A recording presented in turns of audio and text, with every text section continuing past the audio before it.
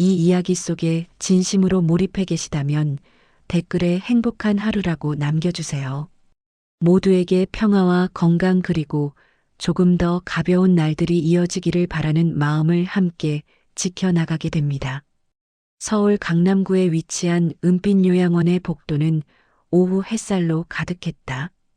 소독약 냄새가 은은하게 퍼지는 가운데 갑자기 한쪽 복도에서 이상한 광경이 펼쳐졌다. 하얀 병원복을 입은 한 할머니가 두 팔을 우아하게 들어 올리며 천천히 회전하고 있었다. 75세의 박영희 할머니였다. 그녀의 머리는 희끗희끗했고 얼굴에는 주름이 깊게 패여 있었다. 영희의 눈은 공허했다. 치매가 그녀의 현재를 앗아갔지만 몸은 기억하고 있었다.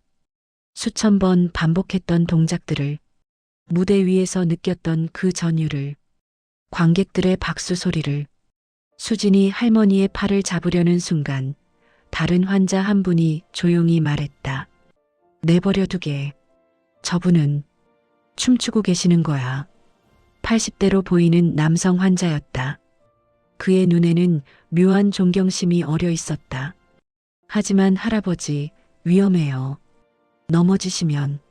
괜찮아. 저런 자세로 50년을 춤춘 사람은 쉽게 넘어지지 않아. 몸이 기억하고 있거든.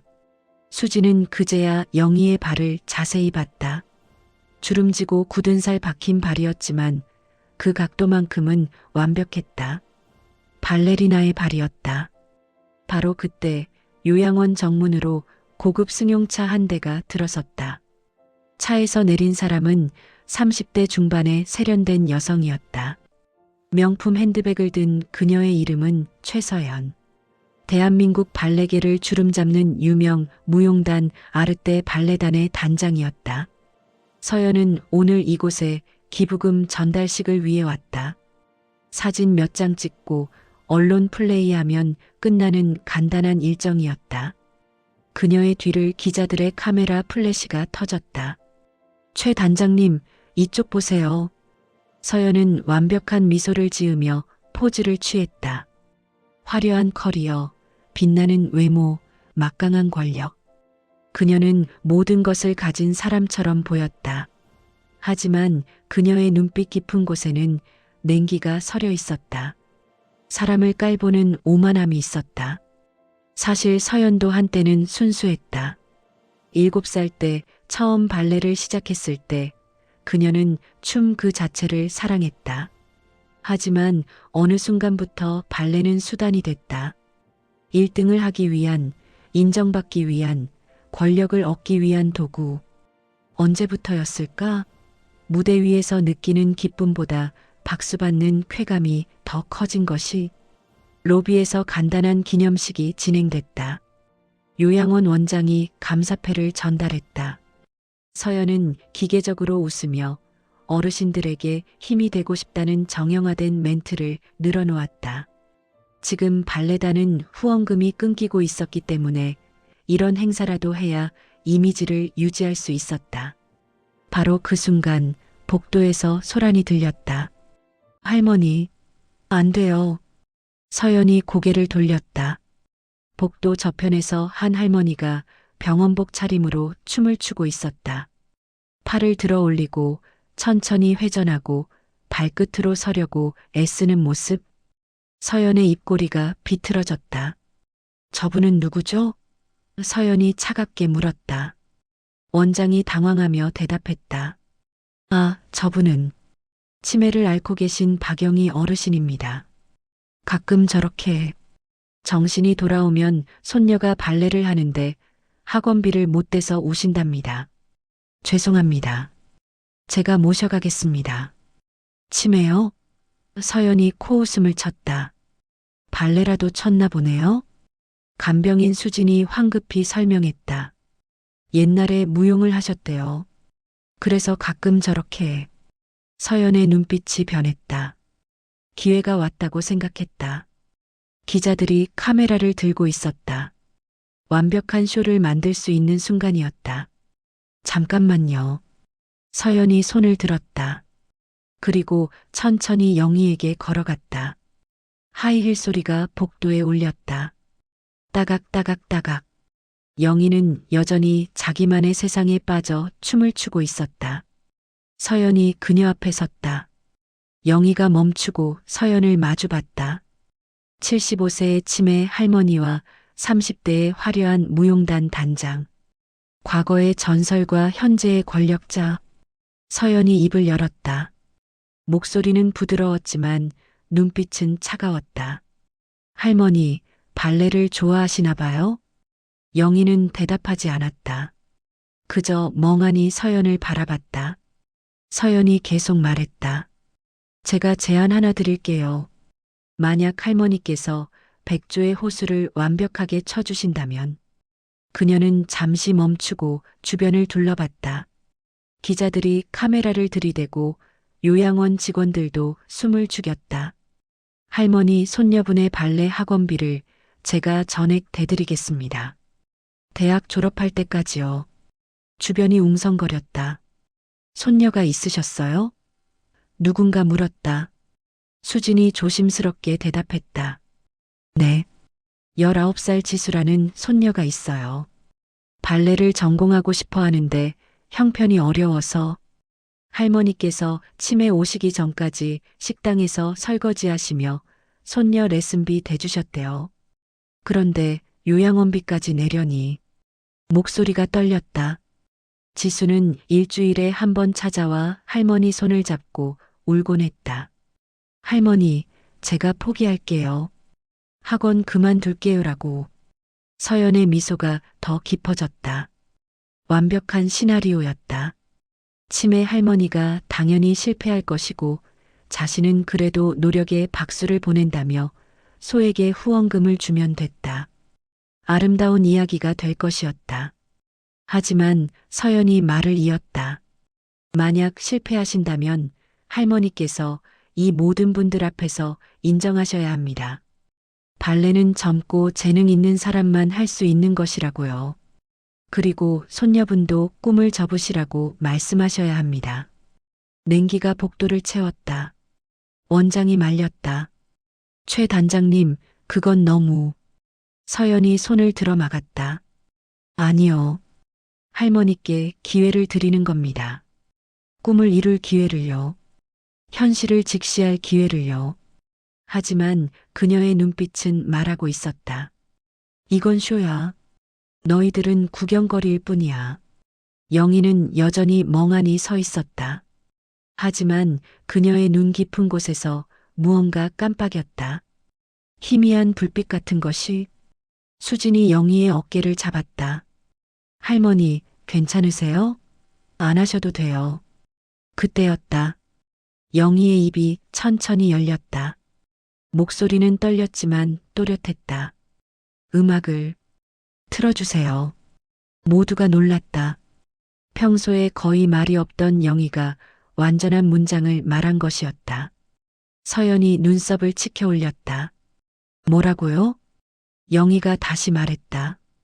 이번에는 더 또렷하게. 차이콥스키 백조의 호수. 이막 오데트의 변주곡을 틀어주세요. 복도가 정적에 휩싸였다. 치매 환자가 곡 제목을 정확히 말했다. 막 번호까지. 서연의 얼굴이 굳었다. 뭔가 이상했다. 하지만 이제 물러설 수 없었다. 기자들이 다 지켜보고 있었다. 좋아요. 서연이 냉소적으로 웃었다. 준비해드리죠. 그녀는 스태프에게 지시했다. 누군가 휴대전화로 음악을 찾기 시작했다. 영희는 천천히 병원복 단추를 풀기 시작했다. 안에 입고 있던 낡은 흰색 티셔츠가 드러났다. 맨발이었다. 주름진 발, 굳은 살 박힌 발가락. 50년 전 무대 위를 수없이 디뎠던 발.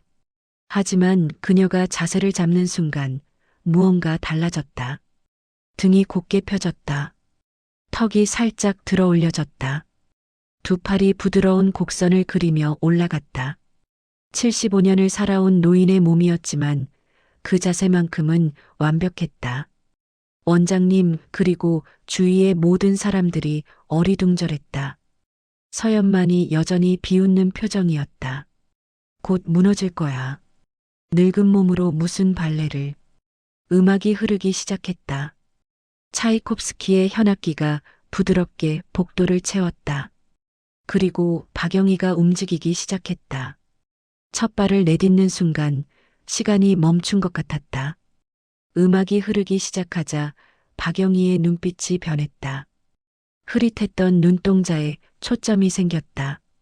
마치 50년 전 그 무대 위로 돌아간 것처럼 첫 발을 내딛었다. 맨발이 차가운 복도 바닥을 디뎠다. 천천히 조심스럽게. 하지만 그 움직임에는 흔들림이 없었다. 두 팔이 우아하게 펼쳐졌다. 백조의 날개처럼 몸이 천천히 회전했다. 간병인 수진이 손으로 입을 막았다. 믿을 수 없었다. 평소 휠체어에 의지하던 할머니가 제대로 걷지도 못하던 분이 지금 춤을 추고 있었다. 영희의 발끝이 바닥을 스쳤다. 발레의 기본 동작. 하지만 그 각도, 그 긴장감, 그 우아함은 수십 년의 훈련 없이는 불가능한 것이었다. 서연의 미소가 조금씩 사라지기 시작했다. 잠깐. 이건. 영희는 계속 움직였다. 한쪽 다리를 뒤로 뻗고 상체를 앞으로 숙이고 두 팔을 날개처럼 펼쳤다. 75세의 몸이었다. 균형을 잡기 어려울 나이였다. 하지만 그녀는 흔들리지 않았다. 5초, 10초, 15초. 완벽한 정지 자세를 유지했다. 기자 한 명이 카메라를 내리며 중얼거렸다. 저건 프로페셔널 수준인데요? 복도에 모인 사람들이 점점 늘어났다. 다른 병실의 환자들, 간병인들, 방문객들이 하나둘 나와 영희를 지켜봤다. 누군가는 휴대전화를 꺼내 영상을 찍기 시작했다. 영희는 음악에 완전히 몰입해 있었다. 그녀의 머릿속에서 기억들이 폭포처럼 쏟아지기 시작했다. 1970년 겨울, 국립극장 무대. 빨간 벨벳 커튼이 열리고 조명이 켜졌던 그 순간. 관객 800명이 숨을 죽이고 지켜봤던 그 무대. 영희야, 넌 할 수 있어. 넌 훌륭한 발레리나야. 영희는 키워주신 은사님의 목소리가 들렸다. 아데지오 부분으로 넘어갔다. 느린 템포에 가장 감정을 표현해야 하는 부분. 그녀의 두 팔이 천천히 움직였다.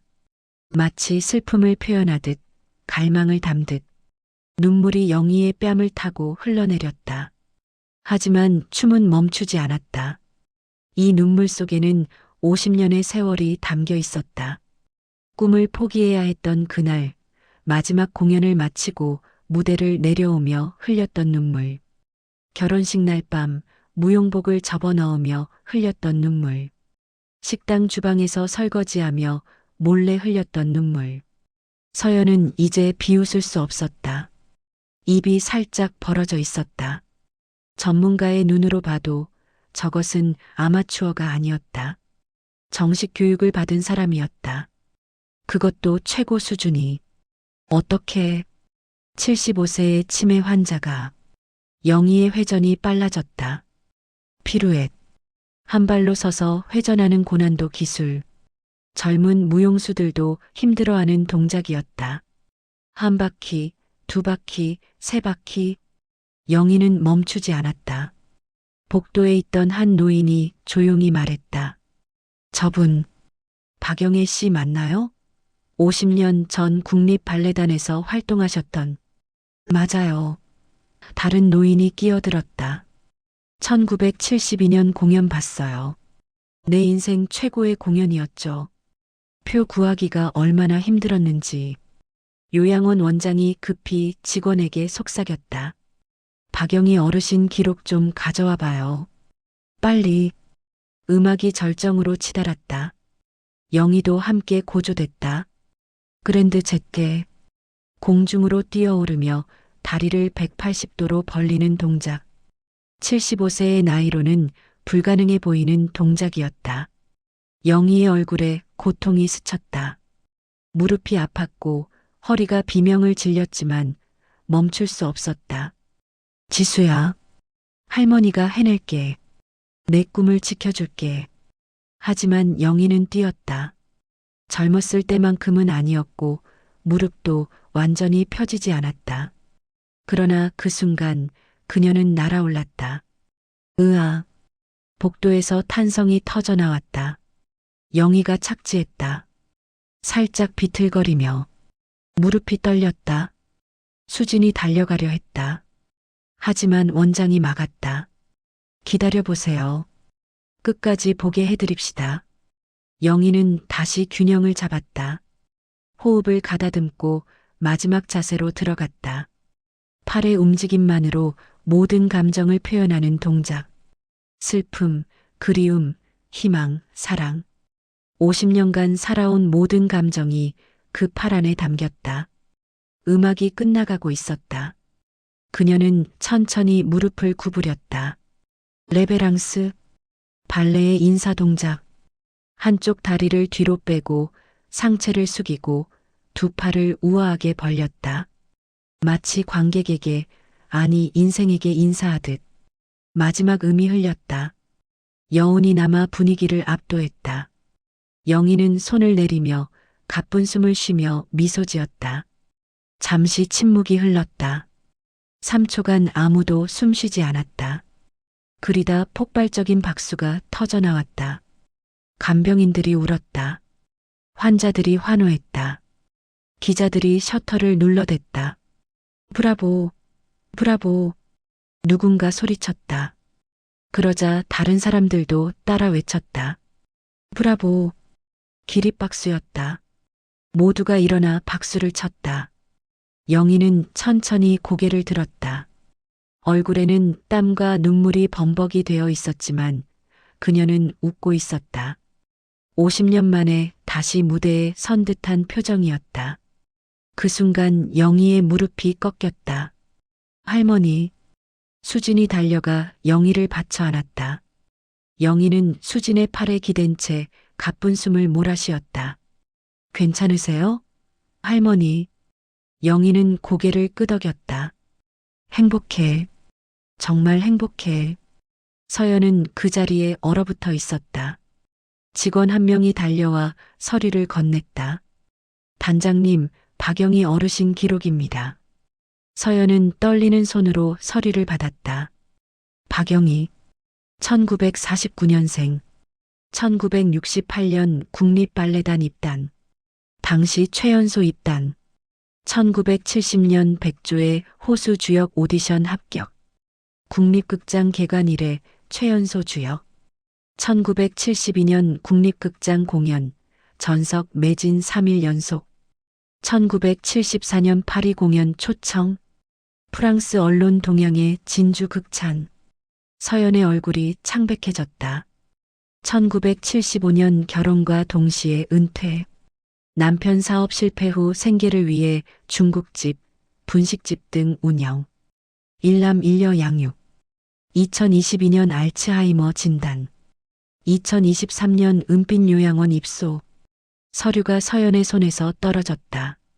저 할머니는 전설이었다. 50년 전 대한민국 발레계를 빛냈던 프리마돈나.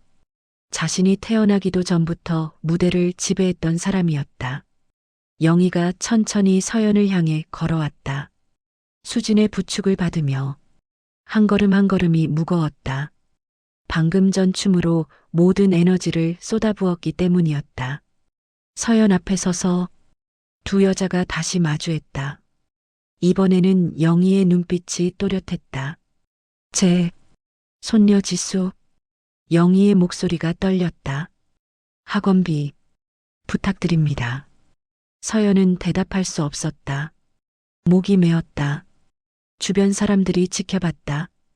카메라가 돌아갔다. 영희가 다시 말했다. 지수는 제가 못 이룬 꿈을 이어가고 있어요. 재능도 있어요. 하지만 그녀의 눈에서 눈물이 흘렀다.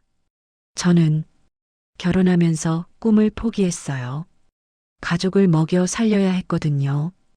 남편이 사업 실패하고 빚쟁이들이 찾아오고 아이들이 굶주릴 때 저는 선택해야 했어요. 영희의 목소리가 갈라졌다. 무용복을 팔았어요. 토슈즈도 팔았어요. 공연 사진도 다 팔았어요. 하지만 지수만은 서연의 눈에도 눈물이 고였다. 그 순간 복도 끝에서 누군가 뛰어왔다. 할머니, 19살 정도로 보이는 소녀였다. 긴 머리를 묶은 무용 연습복 차림의 소녀. 어깨에는 낡은 가방. 그 안에 토슈즈가 보였다. 박지수였다. 지수는 할머니에게 달려가 껴안았다. 할머니, 괜찮으세요?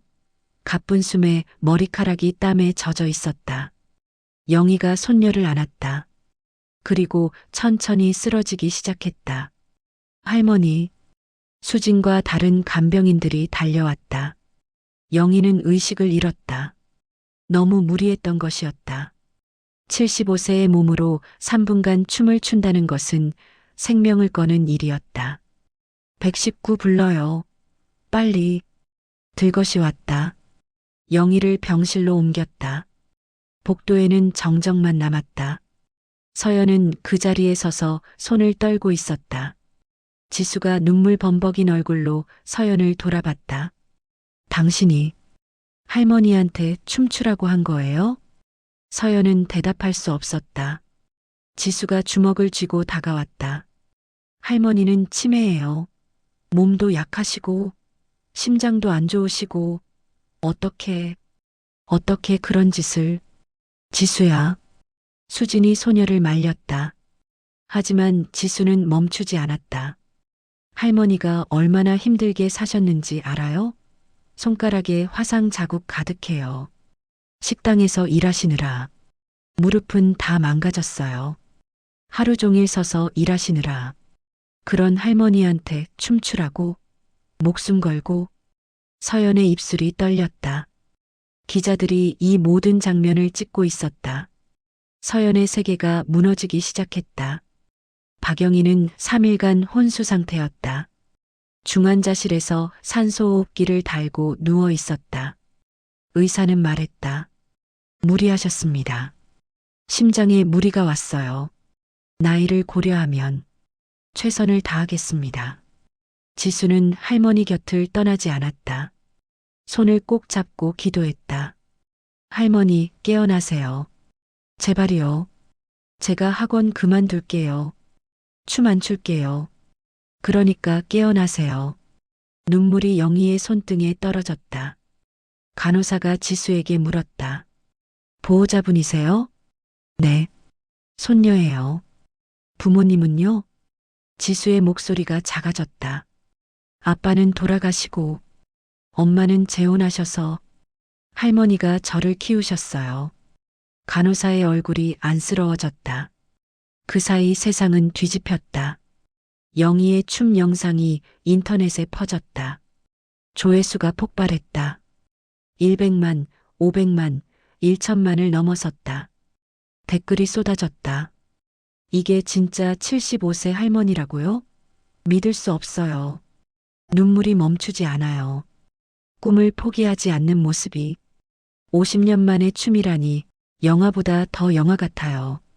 최서연 단장은 대체 뭐 한 거예요? 치매 환자한테 춤추라고 강요했다면서요? 인간이 어떻게. 서연의 SNS는 악플로 도배됐다. 인간 쓰레기 발레계에서 퇴출시켜야 함 권력으로 약자 괴롭히는 전형. 광고 계약이 취소됐다. 무용단 이사회가 긴급 소집됐다. 최 단장, 이번 사태에 대해 어떻게 생각하십니까? 죄송합니다. 죄송하다고? 우리 무용단 이미지가 땅에 떨어졌어요. 후원금이 다 끊겼다고요. 제가 사퇴하겠습니다. 서연은 집에 틀어박혀 있었다. 거울을 볼 수 없었다. 자신이 무슨 짓을 한 건지 깨달았기 때문이었다. 휴대전화가 울렸다. 어머니였다. 서연아. 엄마. 넌 왜 그랬니? 내가 널 그렇게 키우지 않았는데. 어머니도 울고 있었다. 서연은 대답할 수 없었다. 언제부터 이렇게 됐을까? 언제부터 사람을 사람으로 보지 않게 됐을까? 4일째 되는 날 새벽 영희가 눈을 떴다. 할머니, 지수가 울며 안았다. 영희는 희미하게 웃었다. 지수야, 할머니, 춤췄어? 네, 너무 멋있었어요. 세상에서 제일 멋있었어요. 그럼, 됐어. 할머니, 행복해. 영희의 눈에서 평화가 느껴졌다. 50년간 품고 있던 무언가를 드디어 풀어낸 듯한 표정이었다. 의사가 검사를 하고 놀라운 말을 했다. 이상합니다. 뇌 활동이 활발해졌어요. 네, 지수가 되물었다. 치매 증상이 호전되고 있어요. 춤이 뭔가 트리거가 됐나 봅니다. 잠들어 있던 기억들이 깨어난 것 같아요. 운동이 뇌에 자극을 준 거죠. 지수는 믿을 수 없다는 표정으로 할머니를 봤다. 영희가 더 또렷한 목소리로 말했다. 지수야, 할머니 기억나? 내가 처음 걸음마 했을 때 내가 발레 스텝 가르쳐 줬지. 기억나니? 지수가 눈물을 쏟았다. 할머니, 정말 돌아오신 거예요? 응, 이제 기억이 나. 두 사람은 서로를 안고 눈물 짓고 있는데 서연이 찾아왔다. 초췌한 얼굴이었다. 화장기 없는 맨 얼굴, 후드를 깊게 눌러 쓴 모습, 명품 가방도 없었다. 그저 손에 꽃다발 하나. 지수가 복도에서 서연을 마주쳤다. 왜 왔어요? 지수의 목소리가 차가웠다. 서연은 고개를 숙였다. 죄송합니다. 할머니께 사과하러. 사과요? 지수가 비웃었다. 그게 할머니 생명을 되돌려줘요? 할머니가 3일이나 깨어나지 못하셨는데? 서연은 대답할 수 없었다. 가세요. 제발. 한 번만. 그때 병실 문이 열렸다. 영희였다. 휠체어를 타고 있었지만 표정은 또렷했다. 괜찮아. 할머니가 할 말이 있어. 서연은 떨리는 발걸음으로 병실에 들어갔다. 영희가 먼저 입을 열었다. 당신 발레하죠? 서연이 고개를 끄덕였다. 왜 발레해요? 서연은 대답하지 못했다. 왜? 언제부터 이유를 잊고 있었을까? 영희가 계속 말했다. 저는요, 춤이 좋았어요. 무대 위에 서면 세상이 달라 보였어요. 음악이 들리면 몸이 저절로 움직였죠. 그게 행복이었어요. 그녀의 눈빛이 반짝였다. 하지만 포기해야 했어요. 남편 사업 망하고 빚쟁이들 찾아오고 애들 분유값 없을 때 선택의 여지가 없었죠. 영희의 목소리가 떨렸다. 50년이 지났어요. 그동안 단 한 번도 춤춰본 적 없어요. 치매가 와서 기억이 사라질 때 그게 제일 슬펐어요. 춤췄던 기억마저 잊는 게. 서연의 눈에서 눈물이 흘렀다. 그런데 당신이 기회를 줬어요. 다시 춤출 수 있게. 50년 만에 다시 백조가 될 수 있게. 영희가 서연의 손을 잡았다. 고마워요. 네. 서연이 놀라서 물었다. 고마워요. 당신 아니었으면 못 췄을 거예요. 마지막으로 무대에 서는 기분을 느끼지 못했을 거예요. 하지만 할머니가 쓰러지셨잖아요. 제 잘못이에요. 영희가 고개를 저었다. 괜찮아요. 후회 없어요. 다시 춤출 수 있어서 행복했어요. 할머니, 그러니 당신도 후회하지 마세요. 대신 하나만 약속해줘요. 영희의 목소리가 단호해졌다. 진심으로 춤추세요. 권력이나 명예 때문이 아니라 춤이 좋아서, 음악이 들리면 참을 수 없어서 그렇게 춤추세요. 서연은 고개를 끄덕이며 울었다. 약속드릴게요. 꼭. 그날 밤 서연은 혼자 연습실에 있었다. 조명을 끄고 음악을 틀고 혼자 춤췄다. 카메라도 없었다. 관객도 없었다. 명예도 없었다. 그저 춤만 있었다. 눈물을 흘리며 춤을 췄다. 처음으로, 정말 처음으로 순수하게 춤을 즐기고 있었다. 한 달 후 서연은 기자회견을 열었다. 무용단 단장직을 사퇴합니다. 그리고 새로운 시작을 하려 합니다. 기자들이 웅성거렸다. 형편이 어려운 아이들을 위한 무용학원을 열겠습니다. 무료로 가르칠 겁니다. 박영희 할머니께 배운 것을 나누겠습니다. 첫 학생은 박지수 양입니다. 제가 직접 가르칠 겁니다. 카메라 플래시가 터졌다. 그리고 서연이 말을 이었다. 제 재산의 절반을 할머니 치료비와 요양원 지원금으로 기부하겠습니다. 그날 밤 서연은 영희를 찾아갔다. 할머니, 시작했어요. 제대로 된 시작을요. 영희가 웃었다. 잘했어요. 이제 당신도 진짜 춤꾼이 됐네요.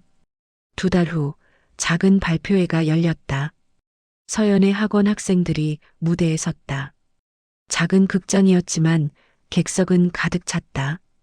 맨 앞줄에 영희가 앉아 있었다. 휠체어였지만 눈빛은 또렷했다. 옆에는 요양원 친구들이 함께 왔다.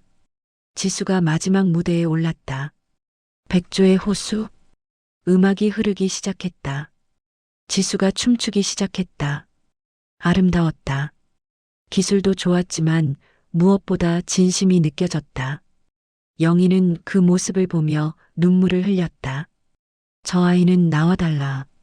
포기하지 않아도 돼. 끝까지 갈 수 있어. 공연 중간 지수가 마이크를 들었다. 오늘 이 공연 할머니께 바칩니다. 할머니가 아니었다면 저는 춤을 포기했을 거예요. 할머니 사랑해요. 박수가 터졌다. 지수가 무대에서 할머니를 향해 손을 모았다. 그 순간 영희는 일어섰다. 주변 사람들이 놀랐다. 할머니. 하지만 영희는 천천히 걸어 휠체어 없이 무대 앞까지 걸어갔다. 그리고 지수를 향해 천천히 아라베스크 자세를 취했다. 관객석이 술렁였다. 지수가 무대에서 내려와 할머니와 함께 춤췄다. 할머니와 손녀가 50년의 시간을 넘어 함께 춤을 췄다. 음악이 흐르고 시간이 멈췄다. 객석의 모든 사람이 울었다. 서연도, 기자들도, 요양원 친구들도. 이것은 단순한 춤이 아니었다. 꿈이었다. 사랑의 표현이고 인생의 승리였다. 공연이 끝나고 영희와 지수가 함께 인사했다. 감사합니다. 두 사람이 함께 말했다. 폭풍 같은 박수가 이어졌다. 그날 밤 집으로 돌아가는 차 안에서 영희가 말했다. 지수야, 할머니 행복해. 정말 행복해. 저도요, 할머니. 할머니 꿈이 너를 통해 이어지는구나. 아니에요, 할머니. 할머니 꿈은 계속되고 있어요. 할머니가 춤추시는 한. 영희가 손녀의 손을 꼭 잡았다. 창밖으로 서울 야경이 보였다. 수많은 불빛이 반짝였다. 그 불빛 하나하나에 사람들의 꿈이 담겨 있었다. 포기했던 꿈, 이루지 못한 꿈, 아직 꾸고 있는 꿈. 영희는 생각했다. 꿈은 죽지 않는구나. 영원히. 6개월 후 영희의 이야기는 다큐멘터리로 만들어졌다. 제목은 다시 피는 백조. 수많은 상을 받았다. 하지만 영희는 신경 쓰지 않았다. 그녀에게 중요한 것은 매주 토요일 지수의 공연을 보러 가는 것이었다. 휠체어를 타고 때로는 천천히 걸어서 항상 맨 앞자리에 앉아 손녀를 응원했다. 그리고 가끔, 아주 가끔은 요양원 복도에서 혼자 춤을 췄다. 이제는 간병인들이 말리지 않았다. 오히려 음악을 틀어줬다. 할머니, 오늘은 무슨 곡 들으실래요? 백조의 호수? 또요? 수진이 웃었다. 응, 또. 100번을 들어도 안 질려. 음악이 흐르고 영희가 춤을 췄다. 모두 함께 춤을 췄다.